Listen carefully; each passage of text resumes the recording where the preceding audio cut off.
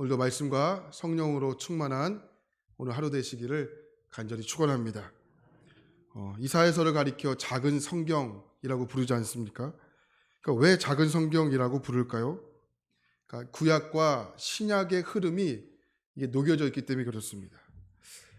이사야 39장까지는 그 어두웠던 긴 터널과 같은 분위기였다면 오늘부터 시작되는 40장은 어두웠던 심판의 깊은 터널을 통과하여 빠져나와 이제는 이 구원의 빛으로 향해 나아가는 그런 분위기가 연출되고 있습니다. 구약 성경이 모두 39권이지 않습니까?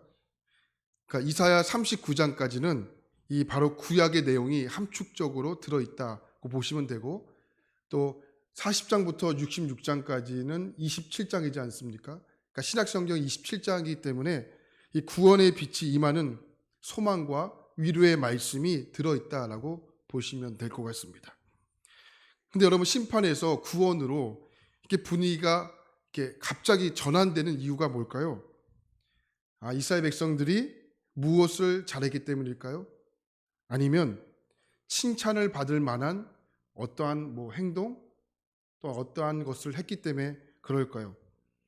그러니까 여러분, 성경을 통하여 그 이유를 깊숙이 찾아보면 그 이유를 금방 찾을 수 있습니다. 그것은 그냥입니다. 그냥. 말장난처럼 들리시지만 이게 그렇지 않습니다. 정말입니다. 그래서 우리는 이것을 가리켜 하나님의 전적인 은혜라고 이렇게 부르는 거죠. 하나님의 전적인 은혜가 아니면 이게 설명할 수 있는 방법이 없습니다. 심판을 받아 영원한 형벌을 받아 마땅할 또한 그런 존재이지만 하나님은 도대체 무엇 때문에 또는 그들에게 구원과 소망으로 다가오는 것입니까? 그러니까 이스라엘 백성을 볼 것도 없습니다. 여러분, 우리를 보자고요. 우리가요, 예수님 나를 찾아오실 때 한번 생각을 해보십시오. 그러니까 내가 무엇을 잘했기 때문에 예수님께서 오셨고, 그러니까 내가 무슨 칭찬을 받을 만한 일을 하셨기 때문에 예수님 나에게 임하셨고, 여러분, 그렇지 않죠. 왜 오셨을까? 이게 그냥이에요. 그냥 예수님의 은혜인 거죠. 우리는 은혜로 구원을 받았습니다. 바로 이사야 40장부터 우리에게 그 은혜를 주님이 말씀해 주고 싶으신 거예요. 자, 오늘 말씀 1절을 볼까요? 자, 1절입니다. 시작. 너희 하나님이 이르시되 너희는 위로하라. 내 백성을 위로하라. 심판에서 구원을 향해 넘어오는 40장 1절에서 주님은 위로하라, 이 말을 두 번씩이나 계속 반복하여 사용합니다. 그러고 보면 세대를 불문하고 우리가 참 이 위로가 필요한 시대를 살고 있지 않을까 생각해 보여요.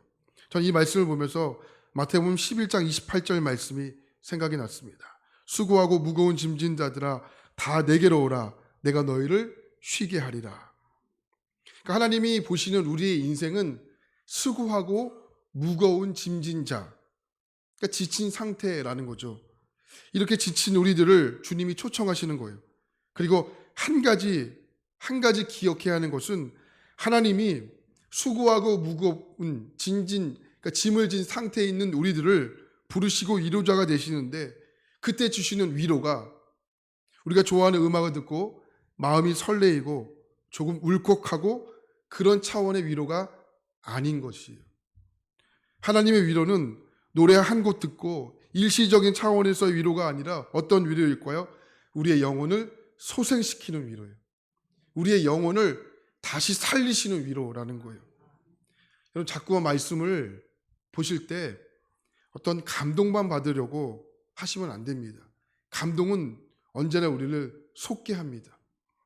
하나님의 진짜 위로를 받기 원한다면 그 인생 가운데 말씀의 질책으로 무섭게 교정받으셔야 합니다.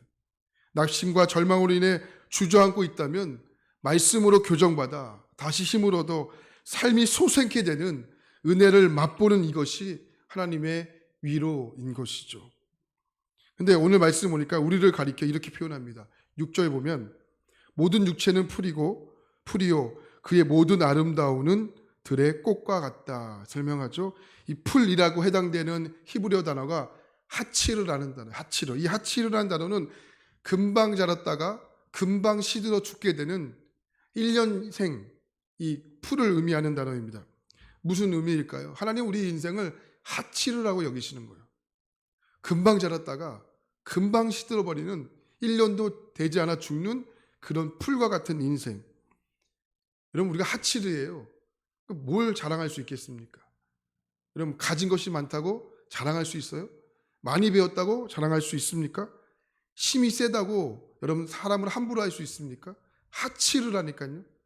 함부로 할 수 없는 거예요. 금방 자랐다가 금방 죽어버리는 우리 모두가 하치르입니다. 그러니까 그런 연약한 풀이라는 거예요. 야고보서 4장 14절 말씀 보면 이런 말씀 있지 않습니까? 쉬운 성경으로 보면 여러분들은 내일을 알지 못합니다. 여러분들의 생명이 무엇입니까? 여러분들은 잠깐 나타났다가 사라져버리는 안개에 지나지 않습니다. 일교차가 큰 날 여러분 아침 일찍 교회 나오실 때 안개가 자욱하게 보실 때가 있죠. 근데 또 예배가 끝나고 또 이렇게 햇빛이 강하게 내리치면 또 이 안개가 사라져요. 금방 사라지죠. 그게 뭐예요? 안개라는 거예요. 그러니까 우리가 내일을 모르는 안개인 것이죠. 그렇기 때문에 하치르, 내가 풀과 같은 존재다. 안개와 같은 금방 사라지는 존재다. 이러한 존재적인 이식이 없으면 절대로 하나님의 위로로 다가오지 않는다라는 거죠. 왜 그렇습니까? 이러한 풀과 같은 존재로 또 안개와 같은 존재로 인식하지 못하는데 우리가 어떻게 하나님께 감사할 수 있겠습니까? 하나님의 위로로 여러분의 심령 가운데 여러분 다가올 수 있겠습니까? 이 당시 이사야 40장은 바로 바벨론을 향하여 하나님께서 말씀하신 겁니다. 왜요? 바벨론의 나라가 바로 이랬습니다.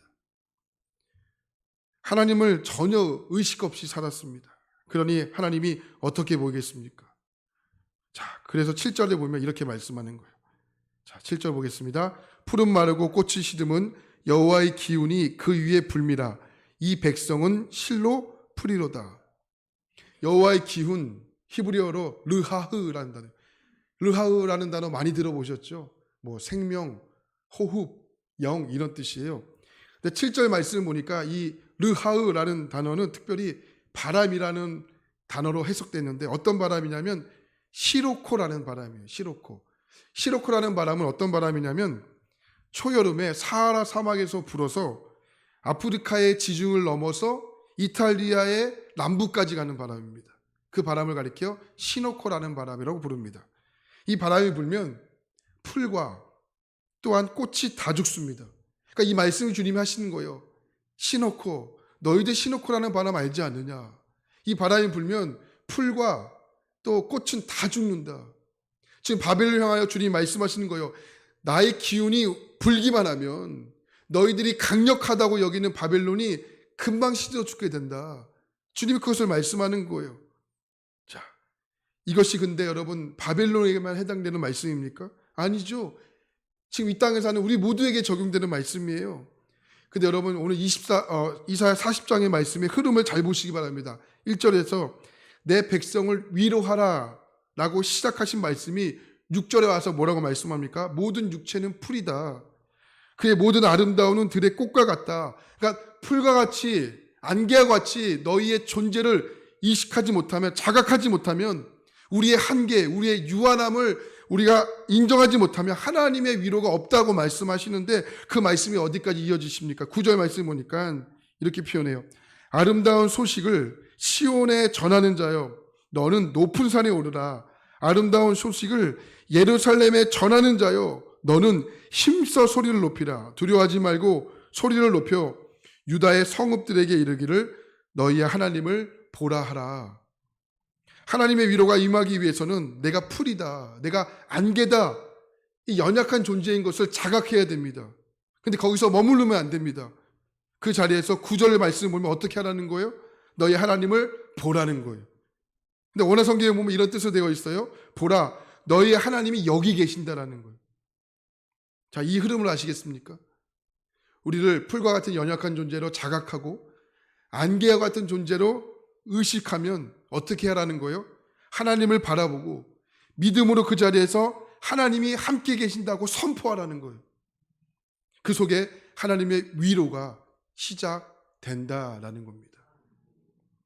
제가 말씀을 준비하다가 이 한 분의 간증을 보게 되었는데 그게 한만청이라는 그 장로님의 간증입니다. 이분은 그 서울대학교의 병원장을 하셨던 분이신데 1934년생이십니다.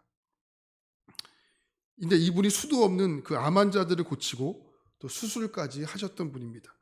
근데 이분이 1997년쯤 되어 97년, 98년 이때인 것 같아요. 간암에 걸리셨어요.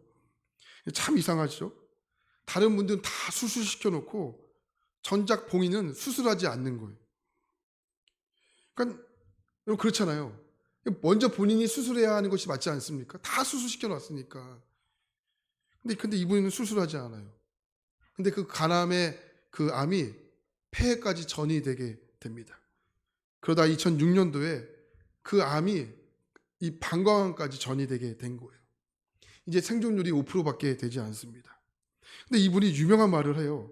암친구론이라는 말을 하는데 그래서 책도 썼습니다. 암을 친구같이 여겨라. 암과 싸우지 말고 친구로 여겨라. 이런 책을 써요. 여러분 암을 걸려보신 분들은 아시겠지만 이게 암이 그렇지가 않아요. 암이 묵상이 돼요. 묵상하지 말아야지, 묵상하지 말아야지. 이게 그렇지 않다고요. 묵상이 된다고요. 그러니까 이 암을 친구처럼 여기라는 거예요. 그러니까 이분이 책에서 이런 간직에서 이런 말이 있어요. 암이 이게 나의 세포잖아요. 나의 세포가 변식돼서 이게 뭐랄까요? 변질된 세포가 된 거기 때문에 이것도 내 세포다. 그러니까 나의 세포다. 그래서 친구처럼 여겨라. 달래주고. 그 암에게 이렇게 얘기하는 거예요. 야, 암아, 너도 내 세포잖아. 이렇게 너도 나의 정상적인 세포였잖아. 아니 왜 이렇게 말을 안 들어? 이렇게 여기라는 거예요. 그러면서 하는 말씀이 이렇게 말해요. 그러니까 암을 묵상하면 암이 커진다. 그러니까 암을 걸려보신 분들은 아시겠지만 암을 묵상하지 저도 암에 걸려보지 않았습니까? 그러니까 암을 묵상하지 말아야지 하면서도 암이 묵상이 저절로 돼요. 검색하지 말아야지 하면서 검색이 저절로 돼요. 그러니까 그렇잖아요, 여러분. 내가 어떤 병이 걸리면 아유, 생각하지 마. 이게 안 된다고요. 근데 암을 묵상하면 암이 커지고 병을 묵상하면 병이 커지고 걱정하는 것들 계속 걱정하면 그 걱정이 커진다는 거예요. 그리고 그렇게 그분이 결심했대요. 아, 나 수술 받지 않겠다. 그리고 지금까지 지내요. 1934년생이니까 2006년도에 생존율이 5%밖에 되지 않았는데 그러니까 지금 거의 20년을 산 거죠. 하루 세끼 밥 잘 드시고 지금까지 건강하게 산다고 해요. 근데 제가 여기서 여러분들에게 말씀드리고 싶은 것은 이거예요. 그 2006년부터 그의 기도가 바뀌었대요. 그의 기도가 무엇을 간구하고 또 무엇을 주님께 이렇게 조르고 했던 기도가 사라졌대요. 그러면서 이제는 감사합니다. 감사합니다. 그러니까 감사하니까 걱정하지 않고 두려워할 시간에 오히려 되려 어떠한 일을 시작하게 되더라고요. 그러면서 이분이 붙잡았던 말씀이 이사야 40장 31절의 말씀이래요. 오직 여호와를 앙망하는 자는 새 힘을 얻으리니 독수리가 날개치며 올라간 같을 것이요 다른 무지박지라 해도 곤비하지 아니하겠고 걸어가도 피곤하지 아니하리로다. 그러니까 이 말씀 붙잡고 그러니까 암을 묵상할 시간에 하나님을 바라보고 앙망했다라는 거예요. 뭐 우리도 마찬가지 아닐까 생각해요. 걱정할 시간에 기도하고. 그래서 성도가 해야 할 말 중에 가장 중요한 말은 저는 이것이라고 봅니다. 권사님, 나 걱정거리 생겼어. 가 아니라 어떻게 말해야 합니까? 그렇죠. 기도 제목이 하나 더 생겼어. 저는 성도들이 해야 할 가장 위대한 말이 그것이라고 봐요. 아유, 걱정거리 생겼어, 권사님. 권사님, 나 기도 제목이 하나 더 생겼어. 똑같은 말이라도 뉘앙스가 좀 다르잖아요. 그렇죠? 여보, 나 기도 제목이 하나 더 생겼어. 이게 완전히 다르잖아요. 그리고 또 함께 기도하고 또 있는 자리에서 주님이 함께 하시다고 선포하고 계속 주님의 이름을 부르고 그러면 주님이 결국은 새 힘을 주시겠다라는 거죠. 제 주일 일부 아침 일부 예배를 말씀드리면서 이런 말씀을 드렸어요. 기도하면 끝이 아니고 기도하지 않으면 끝이다. 한번 여러분 따라해 보실까요? 기도하면 끝이 아니고 기도하지 않으면 끝이다. 이사야 38장과 39절에 보면 이 말을 대표적으로 살았던 인물이 나오는데 그게 히스기야예요. 히스기야가 38장에 보면 벽을 향해 기도했다. 근데 벽이 어떤 것을 상징하냐면 모든 것을 다 차단해 버리겠다는 거예요. 하나님이 아닌 다른 것에 공급받는 것들을 다 차단해 버리겠다라고 합니다. 하나님께서 히스기야의 기도를 들으시고 생명을 연장해 주세요. 근데 어제 본 39절 말씀 보면 15년을 연장받았던 히스기야가 했던 일이 뭐냐면 39장을 한번 몇 절 안 되기 때문에 집에 가서 한번 읽어보시면 기도했다라는 단어를 찾아볼 수가 없어요.